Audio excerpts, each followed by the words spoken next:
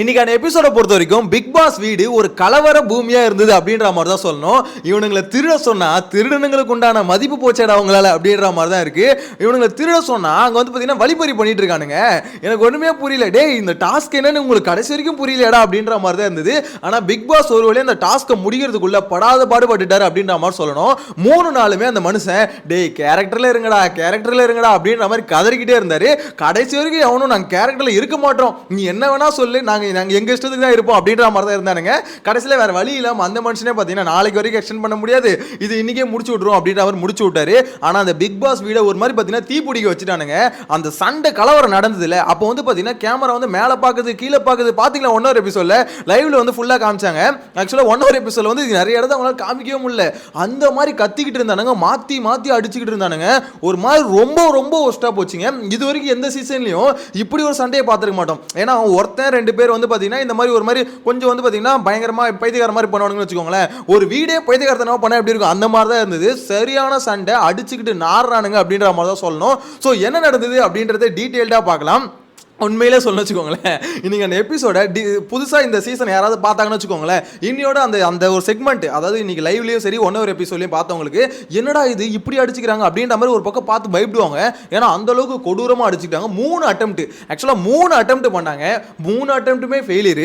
இவனுங்க பண்ணுறது வந்து சீரியஸாகவும் பார்க்க முடியல, அது சிரிப்பாகவும் பார்க்க முடியல, அப்படிதான் இருக்குது. ஒரு பக்கம் இவனுக்கு என்னடா இவ்வளோ மட்டமாக பிளான் போடானுங்க அப்படின்ற மாதிரி யோசிச்சாலும், ஒரு பக்கம் வந்து பார்த்தீங்கன்னா என்ன இவ்வளோ கொடூரமாக ஆனானுங்க அப்படின்ற மாதிரி யோசிக்க தோணுது. எனிவேஸ் டீட்டெயிலாக பார்க்கலாம். சேனலை ஃபர்ஸ்ட் டைம் பார்த்தீங்கன்னா சப்ஸ்கிரைப் பண்ணிட்டு வீடியோ லைக் பண்ணி வச்சுக்கோங்க. ஏன்னா அப்பதான் இன்னும் 4 பேருக்கு வந்து சஜஸ்ட் ஆகும். எனிவேஸ் ஒன் பை ஒன்னா பார்த்தலாம். முதல்ல வந்து பார்த்தீங்கன்னா எங்க இருந்து ஆரம்பிக்குது எபிசோட் அப்படின்னா, அரோரா பார்வதி இவங்க 2 பேருக்குள்ள ஒரு கான்வர்சேஷன்ல இருந்து ஆரம்பிக்குது. அதாவது என்னன்னா ஐடி கார்டை வந்து பார்த்தீங்கன்னா பார்வதி தேடி அந்த நெக்லஸ் தேடும் போது பார்த்தீங்கன்னா அந்த ஐடி கார்டை பார்த்துட்டாங்க. ஐடி கார்டை பார்த்தோன்னே பார்த்தீங்கன்னா கேப்டன் தலைகிட்ட போய் போட்டு கொடுத்துட்டாங்க. உடனே வந்து பார்த்தீங்கன்னா அரோரா அது சமகாண்டாயிட்டாங்க. என்னோட திங்ஸ் நீ எதுக்கு தொடர அப்படின்ற மாதிரி சண்டை போடுறாங்க. பார்வதியும் பார்த்தீங்கன்னா பயங்கரமா இவங்களும் பயங்கரமா டஃப் கொடுக்குறாங்க. அதாவது நான் ஒரு கண்டஸ்டன்ட், இங்க வந்து பார்த்தீங்கன்னா நான் இங்க தான் உட்காருவேன், இங்க தான் இருப்பேன், என்ன வந்து இங்க இதை பண்ணக்கூடாது அதை பண்ணக்கூடாது நீ சொல்லக்கூடாது அப்படின்ற மாதிரி எப்பவுமே பார்வதிக்கு ஒரு ஆட்டிடியூட் இருக்குல்ல, அந்த ஆட்டிடியூட்ல அரோரா மிரட்டுறாங்க. அரோரா வந்து லைட்டா பார்வதியை மிரட்டி பார்க்கலான்னு பார்த்தாங்க.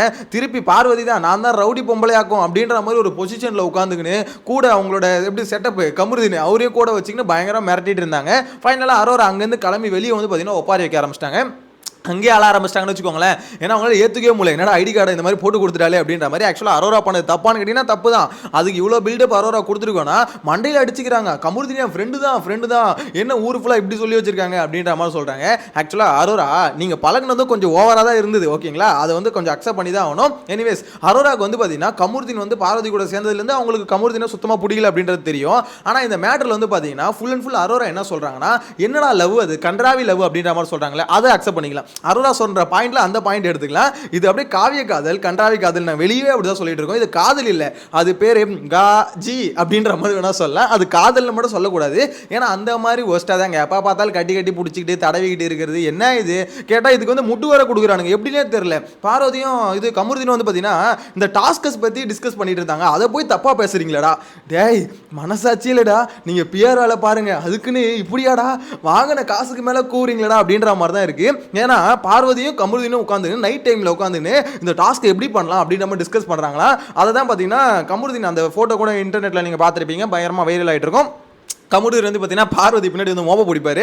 ஸோ அது சரியான வைரல் ஆகிட்டு இருக்க ஒரு கிளிப்ஸ் அப்படின்ற மாதிரி தான் சொல்லணும். ஏன்னா அந்த மாதிரி ஒரு மாதிரி பண்ணிட்டு இருக்காங்க. விஜய் சேதுபதி இந்த வீக்கெண்டில் கொஞ்சம் இது என்னன்னு பார்த்து அட்ரஸ் பண்ணி விடுங்க, இது ஃபேமிலி பார்க்குற ஷோ அப்படின்றது அந்த 2 மூதவங்களுக்கும் தெரிய மாட்டுது அப்படின்ற மாதிரி தான் சொல்லணும். எனிவேஸ் அங்கே செக்மெண்ட் முடியுதா. நெக்ஸ்ட் வந்து பார்த்தீங்கன்னா இந்த விக்கல் சீக்கிரம், அதுக்கு அடுத்து பார்த்தீங்கன்னா நடுவில் ஒரு முக்கியமான சம்பவத்தை விட்டேன். அதாவது இவங்க டாஸ்க்கை வந்து செமையாக பிளான் பண்ணியிருந்தாங்க, நைட்டில் வந்து கொள்ளடிக்கணும் அப்படின்ற மாதிரி.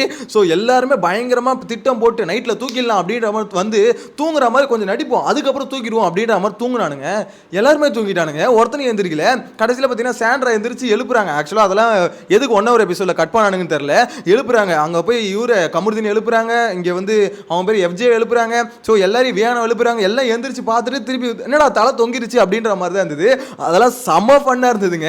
ஏன்னா ரொம்ப தீவிரமாக எப்படி சொல்றது, எப்படியோ பின் லேடன் ரேஞ்சுக்கு ஒரு இது எப்படி ஒரு பயங்கரமான ஒரு இது வந்து ஸ்ட்ராட்டஜிஸ்லாம் பிளான் போட்டானுங்க. கடைசியில் எல்லாம் பண்ணிட்டு இந்த மாதிரி என்னடா ஒரு மாதிரி ரொம்ப ஒஸ்ட்டாக வந்து பார்த்தீங்கன்னா கொஞ்சம் கூட பொறுப்பே இல்லாமல் நமக்கு வந்து நாமினேஷன் ஃப்ரீ பாஸ் கிடைக்குமே அப்படின்ற எந்த எண்ணமும் இல்லாமல் அவனுங்க பாட்டுன்னு பார்த்தீங்கன்னா குப்பராஜ் பார்த்துட்டானுங்க. இது ஒரு டீமு அப்படின்ற மாதிரி தான் இருந்தது. இவங்க போய் சாண்ட்ரா போயிட்டு சபரிக்கிட்ட முறையிறாங்க. வேற என்ன பண்ணுறது, போங்க எல்லாம் போய் தூங்க வேண்டியது தான் அப்படின்ற மாதிரி மொத்தம் பேர் தூங்கிட்டானுங்க. கடைசியில் காலையில் வந்துருச்சோன்னா பார்வதி இது கானா வினோத் கமருதினி எல்லாம் அப்படியே பொங்குறாங்க. இப்போ கொள்ளடிச்சிடலாம் ஏன்டா நைட்டில் 2 பேர் தான் இருந்தாங்க. ஸோ அந்த சமயம் ஈஸியான டைமை விட்டுட்டு காலையில் எல்லாம் முழிச்சிக்கிட்டு நல்லா எப்படி சொல்லுது அங்கேயே சாணி ஓட்டின மாதிரி ஓட்டிக்கிட்டு இருக்கானுங்க. அப்படி இருக்கும்போது இப்போ போய் கொள்ளடிக்க போறானுங்களா. இதை பார்க்கும்போது நம்மளுக்கே கடுப்பாகல. ஆக்சுவலாக அங்கே இருக்க வந்து சாண்ட்ராக்கு இது அவன் பேர் என்னது சபரிக்கு எல்லாருக்கும் சமகாண்டு. ஏன்னா சபரி ஜெயிலில் போட்டாங்க. சபரி இருந்தால் கூட ஏதாவது ட்ரை பண்ணியிருப்பார் போல. ஸோ சபரிக்கெல்லாம் சரியான காண்டு, சாண்ட்ராக்கெல்லாம் சமகாண்டு. நைட்டு ஃபுல்லாக முழிச்சிட்டு இருந்தோம். சாண்ட்ராவும் ரம்யா ஜோ மட்டும் தான் முழிச்சிட்டு இருந்தாங்க. ஸோ நாங்கள் முழிச்சிட்டு இருந்தோம். இவனுங்க எவனுமே எந்திரிக்கல. எவனாவது எந்திரிச்சிருந்தா நாங்கள் ட்ரை பண்ணியிருக்கலாம் அப்படின்ற மாதிரி சொல்லிட்டு இருந்தாங்க. ஆனால் எவனுமே கோஆப்ரேட் பண்ணல அப்படின்றதான் உண்மை. ஸோ காலில் வந்து பார்த்தீங்கன்னா ரொம்ப பொங்குறாங்க. எனக்கு அதை பொங்கும்போது பார்த்தீங்கன்னா எனக்கு தெரிஞ்சு சாண்ட்ரா ரம்யா ஜோ இவங்களாம் அந்த இதில் டீம்லேயே இருந்துக்கூடாது.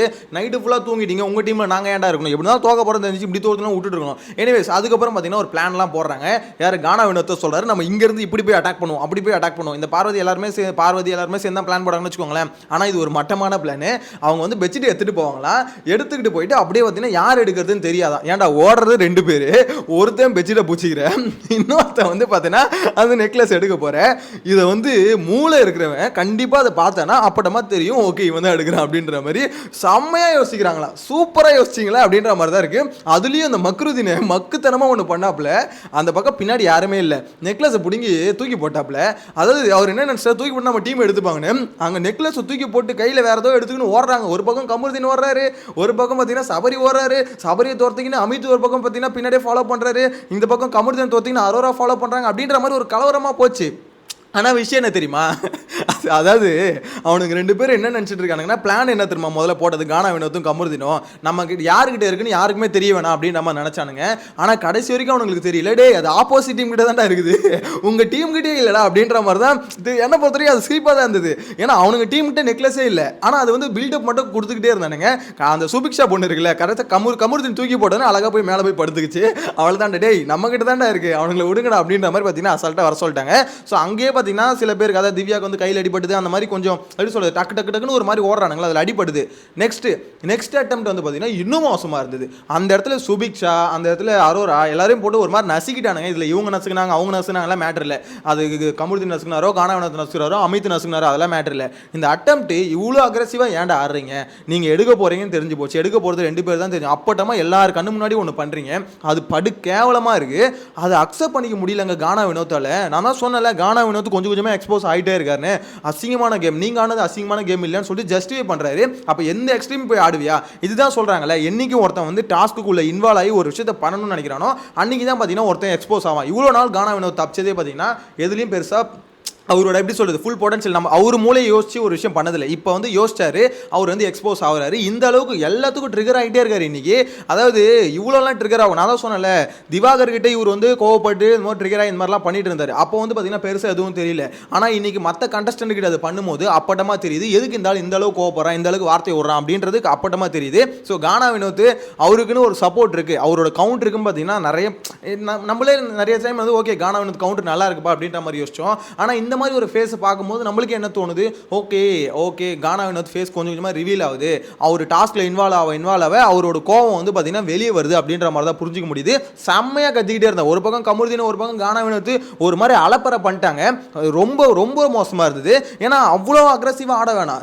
அந்த 2 பொண்ணுங்களுக்கு ஏதாவது ஒன்று ஆயிருந்தா என்ன பண்ணு, அப்போ என்ன பண்ணு டாஸ்கில் இந்த மாதிரி தான் ஆகும், நீங்கள் ஆனீங்களே அப்போ அந்த மாதிரி தான் ஆகும் அப்படின்னு சொல்லிட்டு சமாளிக்க முடியுமா? இன்கேஸ் ஏதாவது ஆயிருந்ததுன்னா இவங்களால மூஞ்சி எப்படி சொல்றது என்ன எந்த மூஞ்சி வச்சுக்கிட்டு விஜய் சேதுபதியை ஃபேஸ் பண்ணியிருப்பாங்க. அவ்வளோ அக்ரெசிவாக ஏன்டா ஆடுறீங்க? அதாவது நீங்கள் ஒரு ஸ்ட்ராட்டஜி போடலாம், இது ஸ்ட்ராட்டஜி இல்லை, டேரெக்டாக போய் வழிப்பறி பண்ணுற மாதிரி பண்ணுறானுங்க. இது வந்து திருடு, அதாவது ஒன்று திருட சொன்னாங்க, யாருக்கும் தெரியாமல் திருட சொன்னாங்க. இந்த இடத்துல பார்த்தீங்கன்னா எல்லாரையும் கூட்டி உட்கார வச்சுட்டு நாங்கள் திருட போகிறோம் அப்படின்னு போகிறானுங்கன்னா இவனுங்களா மாதிரி ஒரு முட்டாள் தற்கூரிங்க இருக்க முடியுமா அப்படின்ற மாதிரி தான் தோணுச்சு.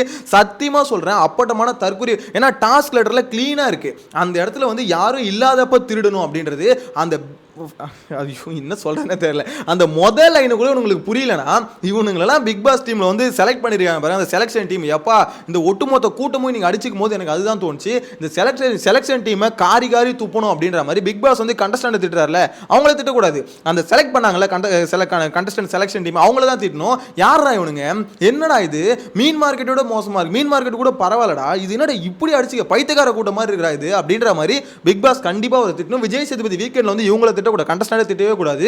செலக்ஷன் டீம் ஸ்டேஜில் கூப்பிட்டு வந்து நிற்க வச்சு எல்லாருக்கும் பார்த்தீங்கன்னா பொலிச்சுன்னு ஒரு அடி விட்டு, டேய் என்னடா பண்ணீங்க நீங்கள் பண்ண இது விளைவை பாடுறா, எங்கேயோ சுற்றி இருந்தவங்களாம் கூட்டு வந்து இங்கே விட்டீங்க, இது பிக் பாஸ் வீடா மென்டல் ஆஸ்பத்திரியாக தெரியாமல் அந்தளவுக்கு பார்த்தீங்கன்னா ஒருத்தரும் ஒரு ரகரகமாக சுற்றிட்டு இருக்கான் அப்படின்ற மாதிரி விஜய் சேதுபதி அவங்கள தான் திட்டணும். அப்பா இன்னைக்கான எபிசோட பார்க்கும்போது எனக்கே அப்படி தாங்க தோணுச்சு. டாஸ்க்கை ஒழுங்காக புரிஞ்சிக்கிறது இல்லை, ஒரு கேரக்டர் கூட தான் கேரக்டரில் இருக்கிறது இல்லை.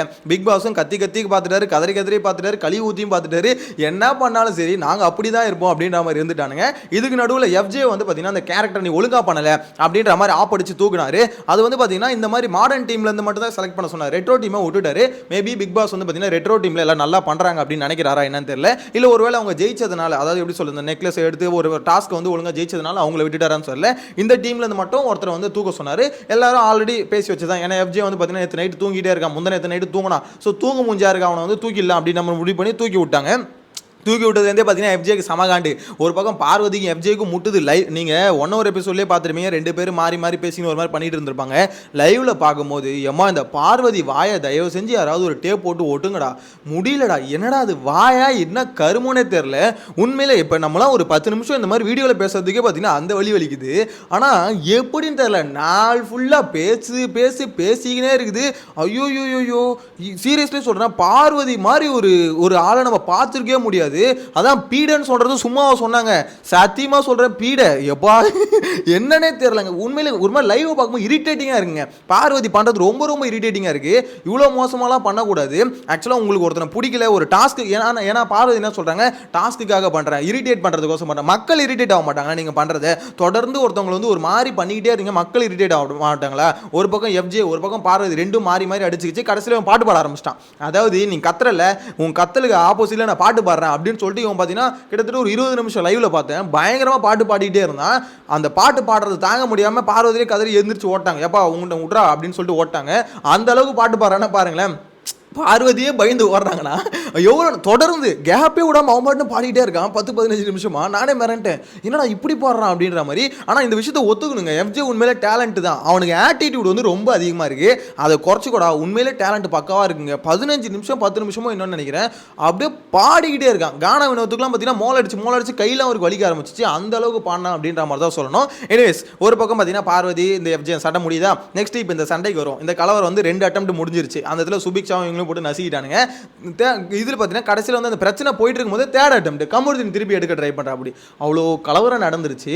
திருப்பி எடுக்கும் போது பார்த்தீங்கன்னா நெக்லஸில் இருக்க அந்த இது கயிறை வந்து பார்த்தீங்கன்னா பிச்சுட்டாப்ல. பிச்சோன்னு என்னாச்சு, நாங்கள் வந்து இதுக்கு வரமாட்டோம், அதாவது அங்கே வந்து உட்கார மாட்டோம், இவங்க வந்து நெக்லஸில் இருக்கிறத பிச்சுட்டாங்க, நாங்கள் அங்கே வைக்க மாட்டோம், பொம்மையில் வந்து வைக்க மாட்டோம் அப்படின்ற மாதிரி சொல்லிட்டாங்க. சொன்னதுக்கப்புறம் இவங்களும் என்ன பண்ணாங்க, நெக்லஸை வச்சாதான் நாங்கள் வந்து பார்த்தீங்கன்னா லிவிங் ஏரியாவில் உட்காருவோம் அப்படின்ற மாதிரி புரட்சி பண்ண ஆரம்பிச்சிட்டாங்க. கானா வினோத்தும் கமருதீனும் உட்காரவே மாட்டாங்க. அந்த ரம்யா வந்து பார்த்தீங்கன்னா கேப்டனை இந்த வைக்கவாடா என்ன கேப்டன் ஆக்கி சொல்லுவீங்க அப்படின்ற மாதிரி தான் இருந்திருக்கும். உண்மையிலேயே போய் பல தடவை போய் அழுவுது. எனக்கு என்னன்னா, ரம்யா உண்மையிலே உனக்கு உடம்பு சரியில்லையா, இல்லை அந்த கேரக்டரில் அப்படி பண்ணியா, ஒன்றுமே புரியலமா. அதாவது நார்மலாகவே நீ அப்படி தான் இருப்பியா, அந்த கேரக்டர் ஒரு மாதிரி சொங்கி கேரக்டரா, ரெண்டும் கிட்டத்தட்ட பார்த்தீங்கன்னா ஒரிஜினல் மாதிரியே இருக்குது. எனக்கு தெரிஞ்சு பெஸ்ட்டாக இந்த பர்ஃபார்மன்ஸ் யார் பண்ணான்னா ரம்யா தான் பண்ணாங்கன்னு சொல்லலாம். ஏன்னா ஒரிஜினல் கேரக்டர் அப்படியே பார்த்தீங்கன்னா ஒரு கேரக்டராக கொடுத்தா எப்படி இருக்கும், அதுதான் ரம்யாவுக்கு சூட் ஆன மாதிரி எனக்கு என்னமோ ஃபீல் ஆச்சு. இந்த இடத்துல பார்த்தீங்கன்னா அவங்களும் கத்தி பார்க்குறாங்க. கமருதீன் நீங்கள் லைவில் பார்த்தவங்களுக்கு தெரிஞ்சிருக்கும்.